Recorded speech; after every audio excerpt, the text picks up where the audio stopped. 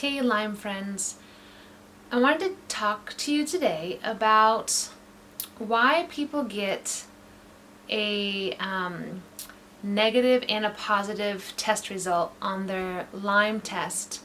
And I am not a doctor. I want to tell you again, I am not a doctor. I'm a Lyme patient who does lots of research, and I've been from not functioning, on total bedridden, not being able to walk and speak clearly, to becoming better. And I want to just talk a little bit about why sometimes you can get that false negative.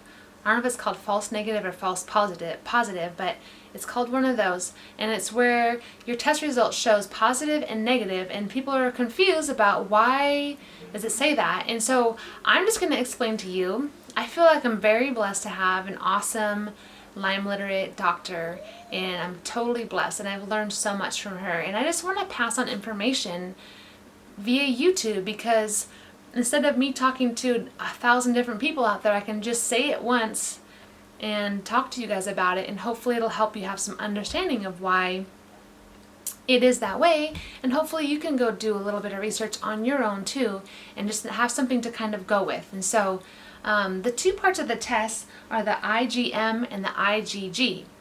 So how my doctor explained to me is the which one I have to remember, IgM is the one that's testing your body. And I did the hygienics test in California, and I think I had like eight or nine, I forget, bands. I should go get my actual test, but I had 8 or 9 bands on mine, and with pluses all over the place, and that one was positive, and mine was a negative for the IgG test. So let me tell you why. But I was diagnosed with chronic late stage Lyme, and a bunch of other co-infections. I don't know, lots of co-infections, but and I was, I do oral antibiotics, and that's helped. But I did a lot of cleansing prior to that for 9 years, really, of like cleansing my body and doing holistic things prior to that. So my body did respond pretty well, and it has responded pretty well to taking antibiotics. But back on the subject. So why positive and a negative?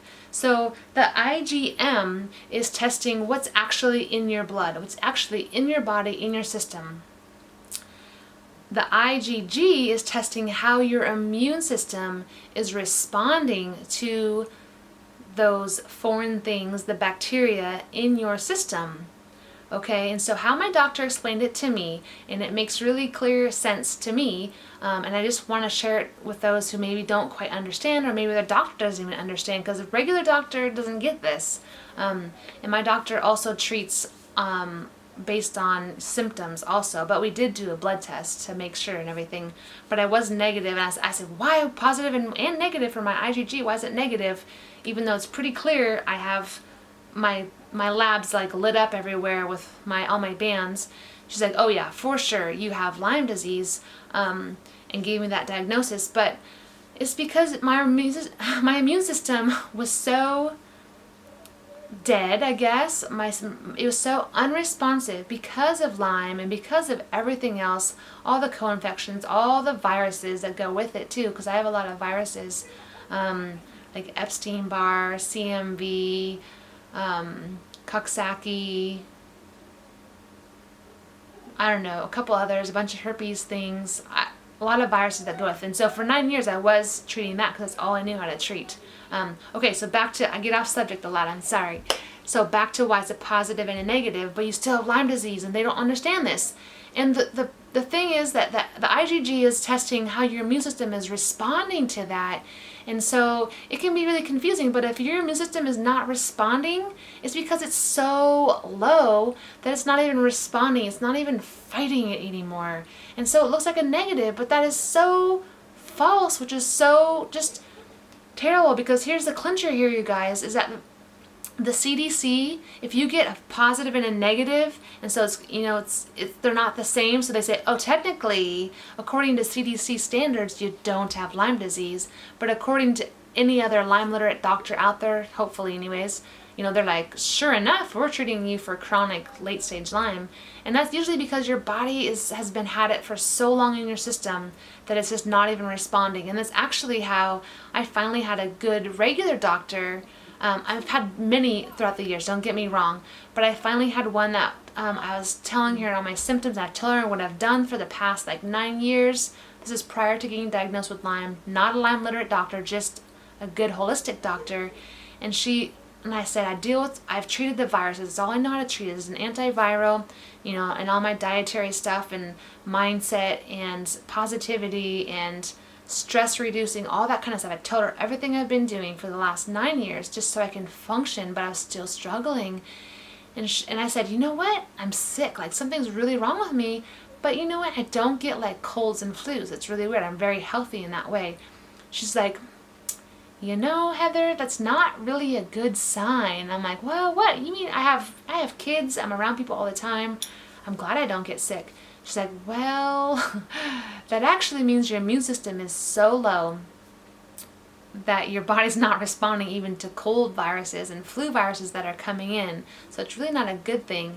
And that to her was a red flag that it might be Lyme. And she's the one who pressed for a test. And I did some research and said, I'm not taking any old test. If I'm going to get a test, I'm doing the IGeneX test. So, because I am a researcher, I will go get it and find it and dig till I find answers. That's why I'm here for you guys. I don't give up, and I don't give up on people that I care about. And I care about everyone who has Lyme. I wish I could just personally help you alongside and hold your hand, hug you, whatever, alongside the whole thing. I can't do that to every single person, but I'm here with you. That's why I'm here. I'm passionate about blessing others and encouraging you guys. Don't give up. If that means you need to go move to where a new doctor is, that's really good. Go do that. If that means you need to get stricter on your diet, go do it. Okay, getting off subject, but here I want to motivate you. So, anyways, going back, before I went to a Lyme literate doctor, my doctor, red flag, she goes, you can't keep treating all the viruses. You got to find out why your immune system is so low. Because I wasn't getting colds and sicknesses, but I did have all these chronic viruses in my body taking over. And that's all I knew, how to treat those things. And it did give me some relief, so that's a good way to go. But it was not treating the Lyme disease. And so after we got a positive result, she said, for sure, you need to go to a Lyme literate doctor. Thankfully, she was knowledgeable, and I had an amazing one in this area where we live, and it's only like an hour and a half away. And so that's not very far to go to a good doctor. And of course, insurance doesn't take her, but that's a whole nother story, a whole nother video. But so I don't know. So hopefully it gives you hope. Hopefully you understand why you can get a false negative or false positive, or whatever they call it. When there's a positive and a negative for your IgM and your IgG lab tests, specifically the Western blot ones that are from IGeneX. So hopefully that helps you understand why it says negative and one says positive, but that means you really have chronic Lyme. Go find a Lyme literate doctor. Don't let a general practitioner just say, oh, it's negative, so it's okay. It's a really weird. It's just go find a Lyme literate doctor, and they will look at all your symptoms also alongside of all your blood work, and they can make a good diagnosis for you and get you the help that you need. And help you get to that place where you can function again and be healthy. I'm not back to 100%, but I am functioning. I have 5 kids, so I have to be functioning. My husband also has Lyme, totally separate. We didn't give it to each other, but I'm very open, very honest. I just want to share what I learned with you guys, and I just want to be a blessing and an encouragement to you and give you hope. So if you have that false negative, please go out there and find a Lyme literate doctor. It's really important. Okay, you're not one of the numbers under CDC, which is scary because they only say 300,000, I think is the number right now, have Lyme in the United States. Well, all those other people that have the false negatives or false positives, that's one positive, one negative, all those people that really do have Lyme, they're not counted under the CDC as having Lyme. So you guys can do your math, right? It's epidemic proportions. I totally understand. It's probably in the millions, right? Not 300,000, because probably way more than that, we know way more than that have Lyme, that have false negative or not a double negative, that would be 2. One positive, one negative. I don't know the best way to say it. So hopefully that's encouraging to you. If you have that, don't think, oh, I don't have Lyme. No, that means you do. You need to go find a good doctor, bring them the results, look at all your symptoms, write everything down.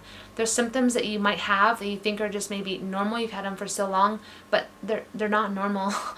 Floaters in your eyes, that's not just old age. Like ringing in the ears, headaches, it's not old age, or it's not. It's all Lyme. It's all part of that neuro Lyme stuff. So that's all for now. Have an awesome day, you guys. Bye bye. Thank you.